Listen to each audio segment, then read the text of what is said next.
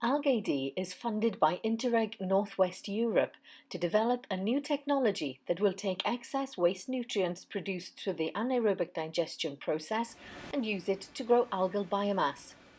This in turn will be used for animal feed and other products of value. A major part of the project is the installation and operation of 3 pilot large-scale photobioreactors at 3 different sites in the North West Europe area. One of them has been installed at one of the project partner sites, Langage AD, an anaerobic digestion plant at Smithaleigh near Plymouth.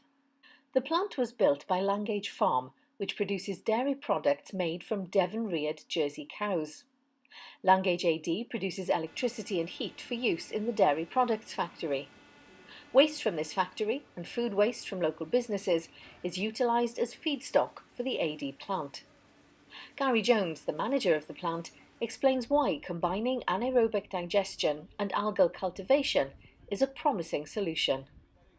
But what AD can hopefully offer is a ready source of nutrient for the algae. And we have lots of other things. We have heat that's needed, we have structure, we have power, which is all generally free and able to use. So it should hopefully bring the costs of generating the algae down, therefore giving it a marketplace. So obviously I'm going back to my business head here. You have to be able to build something for less than you're going to sell it for. And with having free power, free electricity, hopefully that should make it more sustainable.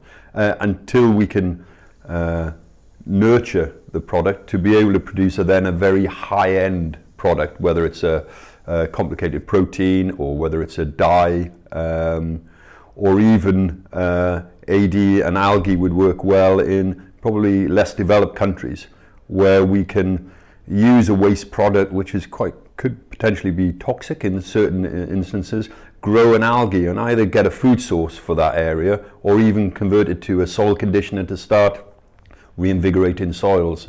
To find out more about ALG-AD, please visit our website or follow us on Twitter.